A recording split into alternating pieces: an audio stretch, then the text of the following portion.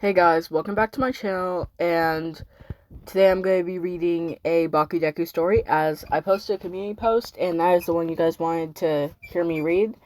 So, I don't know if you guys actually like my voices on these, but that is what you guys voted, so I shall be doing this.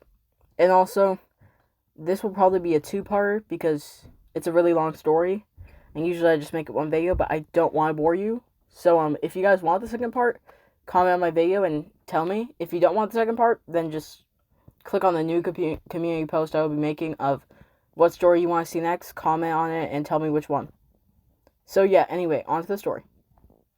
By the way, it's called I Can't Stand You, and it's a bakudeku one. Anyway, on to the story.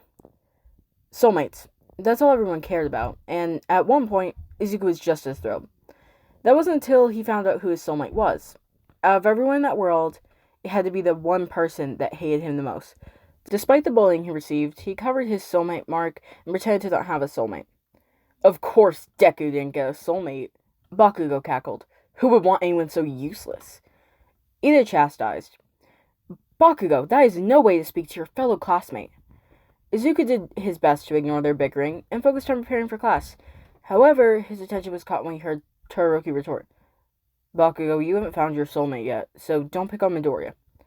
They're probably hiding, Denki added on with a laugh. Izuku's breath hitched in his throat. That was just a coincidence, right? An ironic thing that Izuku was overthinking again. There was always this looming feeling that Baku might know about Izuku hiding their mark. And if that was true, he may just be going along with it because he didn't want Izuku either. Still, Izuku remained clueless and silent. The mark was a zigzag design, wrapped around his finger, like a wedding band. But with a bit of foundation, he managed to cover it. He was lucky to notice on Bakugo before his soulmate noticed the same design on him. Shut it, idiot. Bakugo growled back at the electric team. If they didn't want to be my soulmate, they would have severed the connection. Izuku perked up and joined in. Soulmates can sever connections? I thought it was permanent. The explosive blonde ticked his tongue. Maybe it's what happened to you. Todoroki got fed with Baku's attitude and froze him with ice up to his neck. After being scolded by Ida, Shoto explained. Sometimes people can't connect with their soulmate, so they decide to sever it, but they don't get a new one. I sever mine. Izuku's eyes went wide as Shoto revealed his empty ring finger. Momo joined in, revealing her empty ring finger too. Yeah, we just weren't compatible and we mutually agreed to end things. Izuku fretted, but now you two don't have soulmates. They chuckled and Todoroki assured. That doesn't mean we can't fall in love. We'll find someone like us, or someone that never had a soulmate. The half-and-half boy stared oddly into Midoriya's eyes. Izuku blushed. He took the moment away and asked, how does soulmates sever connection? It's simple, Momo smiled. Just look your soulmate in the eyes and say, I sever our soulmate bond and cut the ties of fate. Straight to them. Then the ring design will disappear. Izuku's face lit up with joy. Finally, it was a way out of this nightmare. Izuku could sever the bond with Bakugo, and everyone can be happy. Of course, he'd have to reveal his secret to Bakugo, but it wouldn't matter because it would be severed seconds later. Perfect! After school, Izuku changed his normal clothes. He washed the foundation off his ring finger to reveal the zigzag ring. His excited smile died, admiring it and knowing it was disappearing soon. He was finally going to fix it. Bakugo groaned in annoyance, hearing a knock on his dorm door. He hesitated opening it, especially after Izuku called on him from the other side. When he finally opened it, Izuku smiled at him with a slight wistful air. Can I talk to you about something important, Kachan? Bakugo scoffed. What's so important that you couldn't tell one of your idiotic friends? Izuku looked him up and down in the hallway. It's about your soulmate. Bakugo's face contorted from confused to frustrated to defeat. He stepped aside and gestured Midori in. The moment the door shut, a heavy presence fell on Izuku. Could he really do this? Reveal his deepest, darkest secret. What did it matter? Anyway, it was going to be fixed. What's up with you, huh? Bakugo shot, crossing his arms. What do you know about my soulmate? Izuku fidgeted with his sleeve. He pulled the fabric over his hand to hide the mark. Bakugo was weirded out by his nervous behavior, and the awkwardness infected him as well. Kachan, what if your soulmate was someone you wouldn't want? Are you kidding? Bakugo smirked. My soulmate is going to be badass. I know she will be. Ouch, she? That stung a bit more than Izuku thought it would. At least he knew he was making the right decision now. It never would have worked, no matter how hard they tried. With a long breath, Izuku sighed. So if it was someone like me, you'd sever the connection without second thought, right? Izuku clarified.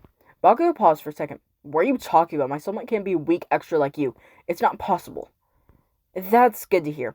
Bakugo was about to question him, but Izuku began to laugh, slightly confused, because the feeling is mutual. Katsuki's mouth dropped. Izuku uncovered his hand to reveal the soulmate ring around his finger. The explosive teen shook his head in disbelief, and he raised the mark on his finger to compare. Of course, they matched perfectly. He couldn't speak, only spluttered words such as "no" and "not possible," over and over again. Izuku smiled and shook his head. "Don't worry, remember what Todoroki said? To me, soulmates can sever the bond, so we can just sever and be on our way." Bakugo's breath was picking up, as if he was going to shock. "How long have you been hiding this? Why?" Izuku furrowed his brows, looking confused. "What do you mean, why? Kachan, you hate me. And I knew you'd never want me, so I hid my heart so you'd be happier, dreaming of a better mate." His smile grew brighter. "I thought soulmate connections were permanent, but I guess not. Isn't it great?" Bakugo's vision was growing blurry. Flashbacks of him bullying Deku ran through his mind like a movie, and the overwhelming shock took its toll. He fainted to the floor. Izuku ran to him and tried to shake him awake, but he was out cold. Izuku ended up taking him to Recovery Girl. She quickly got him awake with some cold water. As Katsuki came to, he heard Aizawa's voice. "How did this happen?" Izuku stammered out a vague explanation. "Well, I told him a secret, and I guess it shocked him so much. It made him faint." He pulled his sleeve over his hand. Aizawa pressed. "What did you say?" Bakugo was the one to get so worked up over something as small as a secret. The two noticed Katsuki awake, and Izuku felt himself shrink under ruby red eyes. He couldn't tell if the stare was murderous or conflicted.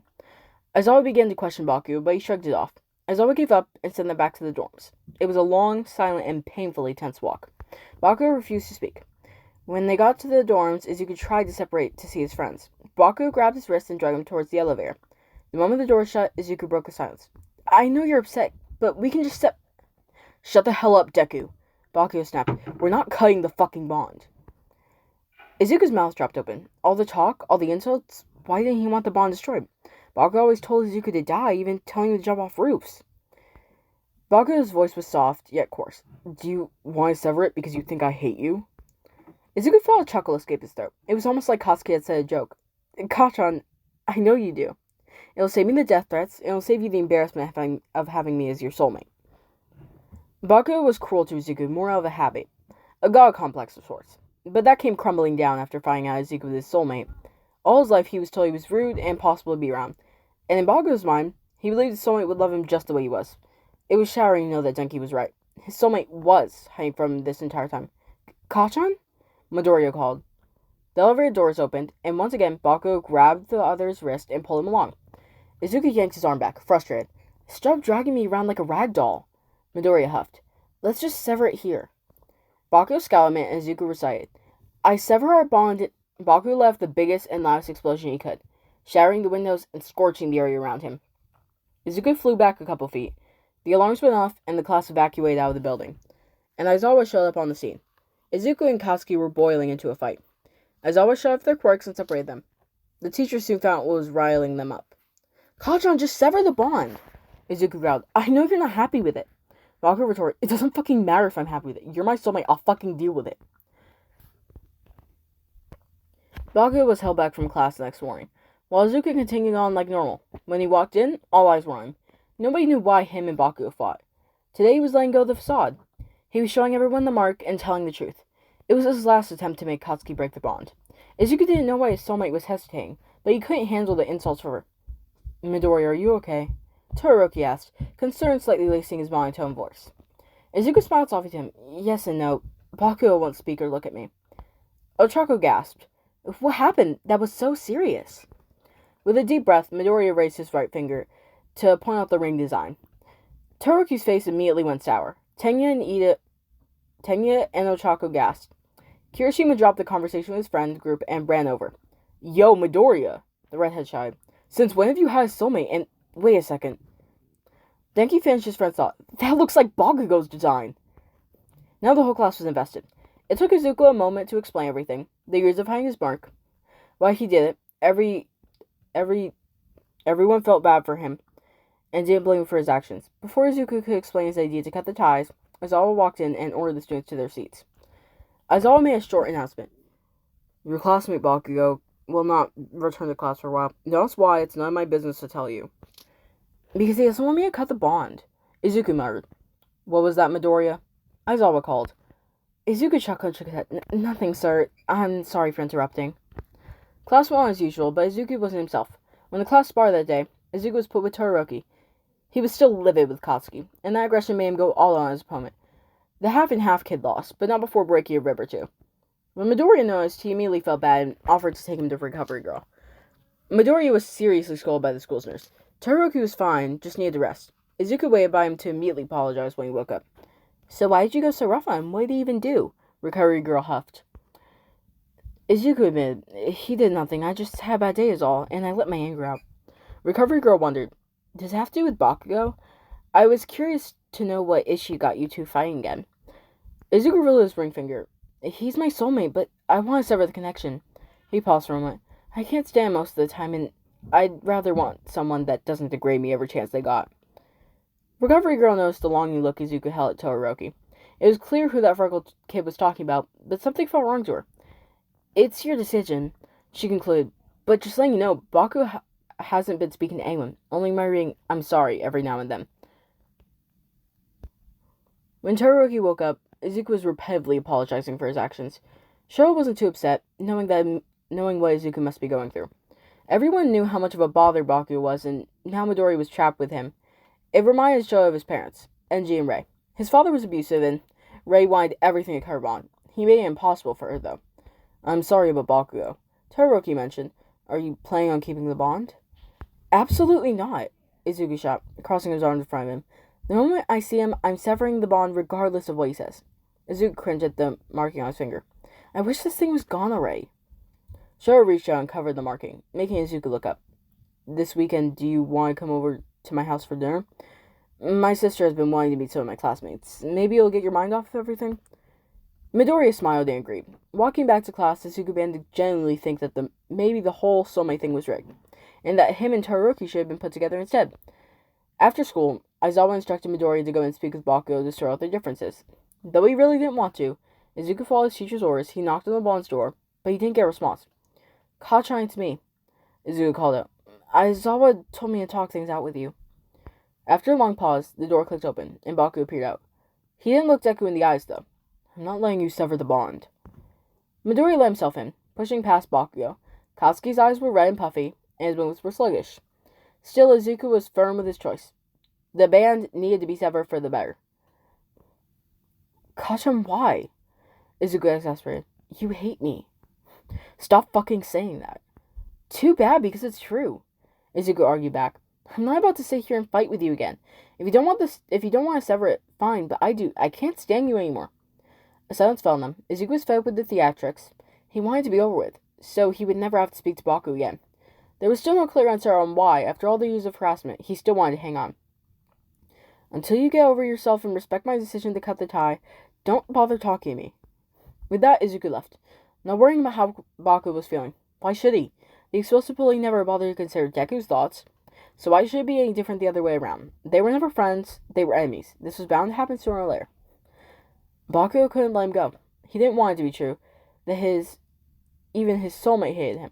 Deep down, he knew the brat he was, but he couldn't let it get to him. But this hurt worse than anything anyone else could say to him. But he had been saying to his soulmate all these years, I can't stand you.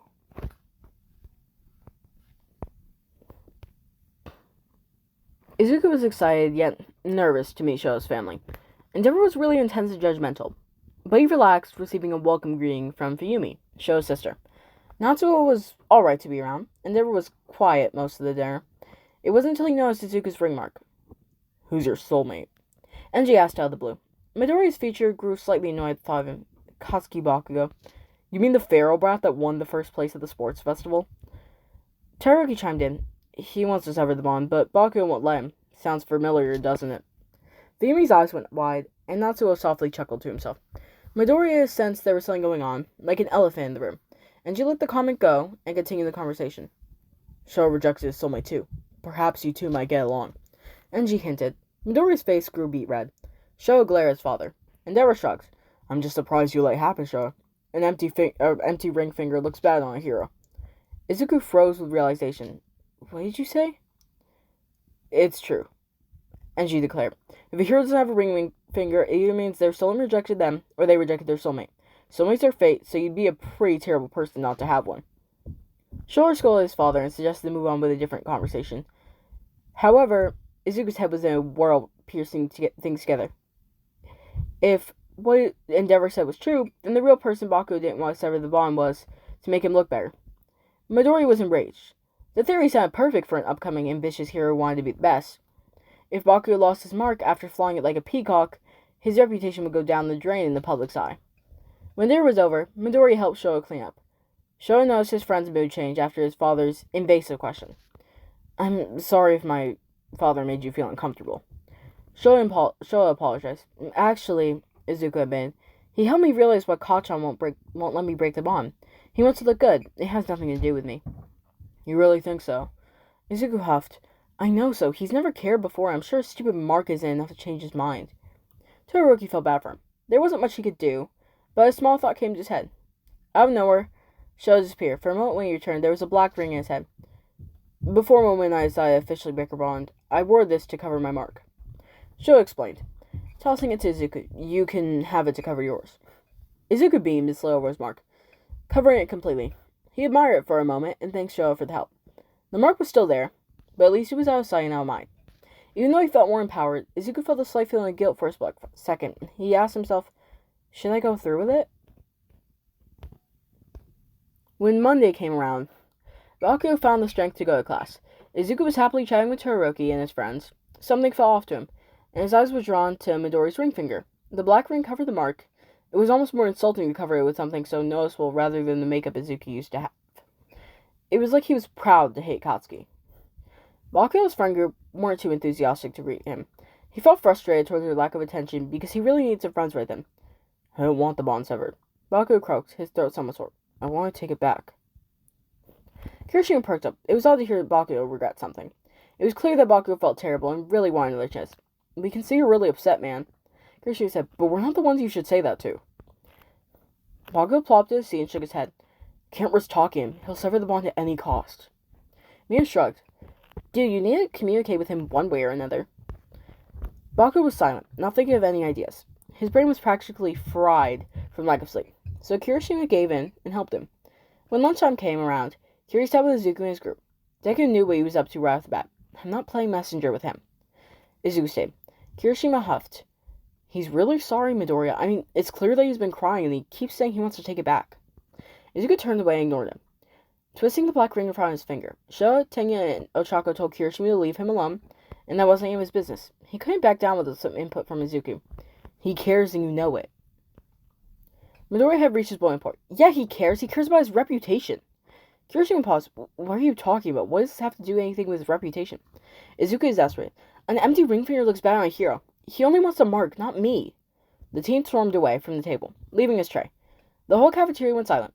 Todoroki chased after him, leaving Kiri a cold glare before tailing on. Izuku hid in the bathroom for a quick breather away from everyone. When Showa appeared, Midori asked him to leave. Isn't there anything other than soulmates in this world? Why does anyone want to talk about anything else? Izuku shouted. Showa was careful not to invade on his bubble. Izuku wasn't stable at the moment, and he didn't need to be pushed farther. Midoriya, forget him. Don't let him get to you. Find someone else, and don't worry about getting rid of the mark. Showa suggested. The mark doesn't define you or who you love. It's your decision. That line made Izuku tear up. It wasn't sadness, it was anger. Pure frustration of feeling so conflicted and powerless. No one else gave him the courage to reject fate for his own self. To him, Showa was the powerhouse beacon he needed in his life. Is that seriously what he thinks? Bakugo gaped, a scowl forming on his face. Kirishima shrugged. Sorry, but it does make a lot of sense. Bakugo punched his friend in the arm, not helping. Izuku was so set on the idea, there was no way for Bakugo to talk his way out of it. He felt trapped in a losing game. At this point, actions spoke louder than words. Izuku believed he only wanted the mark for his reputation, so he decided to give up his dream. I'm going to leave UA and quit trying to be a hero. Bakugo declared. His friends went ballistic, begging him not to leave. They were trying everything to convince him to stay, but nothing was getting through to him. Come on, man, Denki protested. Is he really worth giving up your dream? Denki's comment touched a sensitive nerve in Bakugo. Without warning, Bakugo lifted his hand in Denki's face and set off a blast. It didn't do much damage, but it seriously hurt Kaminari. Kirishima, Shiro, and Mia were shocked and yelled at Katsuki for his attack. The blonde teen didn't care. He was so desperate at this point, so desperate to keep his soulmate, he would give up his lifelong dream. After the little stunt, Baku pulled on Denki. His friends refused to help him. That was how Katsuki wanted it. He couldn't have them stopping him. He didn't want them to be upset when he left.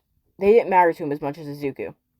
Mitsuki, Katsuki's mother, refused to pull him away, here of course, but something in her son's eyes got to her. They were dead and conflicted. Katsuki explained the recent events, revealing Izuku to be a soulmate. His mother and father would have been a bit more excited had the situation been different. Normally, Mitsuki would swallow the back of his head and scold him, but it's clear in his actions that he was already doing it to himself. If this was his last attempt to win back a soulmate, she'd let him. Soulmates are put together for a reason, Katsuki, Masaru informed. It's sad when people can't look past their own struggles, and to find that reason why, but I think you already know why you need him. Katsuki needed that one person in his life that won't hate him for being his ambitious self. He didn't want to be alone anymore, so if the universe said Izuku was the one, he would be happy with what he got. Mitsuki and her husband scheduled a meeting with Aizawa and Nezu. This was his last attempt, so if this didn't work, he'd give up and let Izuku break the bond. He stared at the zigzag pattern on his ring finger, imagining it next to Izuku's. Katsuki was dying for a reset button. Had he known all those years ago, the bullying would have never happened. They would have been so close, but the secrets and ignorance might have destroyed what they both would have loved. Izuku visited his mother after school to explain the whole scenario. Inko already knew after receiving a worried call from Mitsuki. Izuku noticed his mother's aura, asking if she was alright. She invited him to sit on the couch, a scrapbook lay on the table. Mom, what's going on? Izuku asked, a bit worried. Inko softly smiled. Oh, nothing. I was going through some of your baby photos and thinking about how much you've grown. Izuku cracked a grin and laughed. No matter how old I get, you're always going to baby me, aren't you? Of course I am. Inko made tea for them while Izuku flipped through the pictures. A bunch of them were of him in All Might merchandise. They didn't reach the pictures of him and Katsuki as young kids. The day Katsuki got his quirk, he got his soulmate mark, and so did Izuku. It was also the day he began to hide it. His mother never noticed. After returning with some tea, Inko began to reminisce. You two were at one point inseparable. I remember you were always so nervous to try something, so Katsuki would step up to encourage you. Izuku found himself in his memories as well, but they weren't happy. They were all the times that Katsuki used to bully and beat him up. Still, he could think back to when Baku was his hero. It was him that made him overcome his fear and train to be a hero. Mom, I need to tell you something about Kasha and I. She raised her hand. I already know. Mitsuki called and informed me on everything. Izuku was worried that his mother would be upset with him, but she was rather calm. Inko glanced to the design around her ring finger and smiled softly. Soulmates are chosen for a reason, she tenderly said. Sometimes it's hard to see why, and you may never see the good about it, but there is a reason. Izuku bit his lip, trying to figure out how he felt about his mother's words. It seemed almost impossible to forgive Bakugo, but if his mother was right, he might be throwing away something he never knew he needed. Either way, son, I will support and love you. Inko finished. Izuku was happy to hear his mother's approval, regardless of what he chose, but now he's more hesitant to break the bond. After he left, Inko dug up some hidden photos of Izuku's father. At one point, Inko herself wanted to break her soul bond with Izuku's father. All she could see was the king villains. But they were what they needed. The reason Izuku's father left was the same reason Baku was avoiding Izuku. They couldn't risk having the other destroy the bond. Inko wasn't too sure what Katsuki had done to make her son hate him, but she was sure it was well-founded. Still, she didn't want her son to make the same mistake she did. Losing a soulmate hurts, whether or not you wanted it. Izuku sat, thinking why Baku was chosen for him. All he ever got was abuse. Stop thinking about that. What else is there? Midoriya thought to himself. His mother's mention of how Katsuki encouraged him crossed his mind. Even now that Izuku hated him, he felt encouraged to go farther than his soulmate. No matter what changed, Baku inspired him, one way or another. The universe paired them perfectly. Baku needed acceptance, and Izuku needed inspiration. However, if the bond broke, they would never find what they needed. Izuku removed the black ring from his finger and stared at the mark. He just wasn't fully convinced yet. When he made it back to his dorms, he found his classmates in a panicky meeting. Baku was the only one absent. What's going on? Izuku asked. Jiro informed, Baku was leaving UA and quitting heroism altogether. Though Bakugo's friend group was fed up with him, they couldn't ditch him so easily. They were practically begging Izuku to talk some sense to him. Ochako, Tenya, and especially Todoroki were telling them to leave Izuku alone. Bakugo treated him like crap and specifically told him he didn't want him to be his soulmate. Todoroki growled towards Kirishima. The redhead shot a glare at him and jeered, Just because you gave up your soulmate doesn't mean you can make Bakugo give up his. Todoroki tackled Kirishima, and the two began throwing punches towards one another. The glass had to pull them apart and calm them down before quirks got involved and everyone would be in trouble. Izuku ran to Baku's dorm. Reaching the door, Izuku banged on it as if he were a SWAT team. Bakugo didn't open the door, instead calling from the other side. I told you guys I'm not changing my mind. Kacha, it's me. After a brief pause, Bakugo called again. I can't break the bond. What, you're leaving because you're upset? Izuku scoffed. Don't be ridiculous. The door flung open, but Bakugo refused to meet Izuku's eyes. I'm proving that keeping the bond is about my reputation. It's about you. I don't give two shits about becoming a hero if you're not there challenging me. Izuku stared in disbelief as he continued. I'm quitting UA and never becoming a hero just to prove it. Izuku imagined hero life without Katsuki there. This entire time all you did was chase after Bakugo, but with him gone, what's the point in running? Tears filled his waterline. Please don't leave me, Izuku begged. He realized the fear of the other leaving was exactly what Bakugo was going through. The matching mark that bonded them together was never about reputation. It was tough love. It was like getting a shot to fight an illness, like doing boring homework or like giving your dog a bath. Sometimes you really hate it, but you need it. Izuku lifted Bakugo's head to meet his, red ruby eyes he hadn't seen for days. Katsuki gave his final swing at winning back Izuku, so there was no need to hide them anymore. Still, the terrified, sinking feeling was there. I can't stand you, Izuku sniffled, but I need and want you. Okay, guys, that's the end of part 1. I shall do part 2 if you guys want it. Just comment, and yeah, like and subscribe. Anyway, I hope you guys like that. Sorry for leaving you on such a crazy cliffhanger.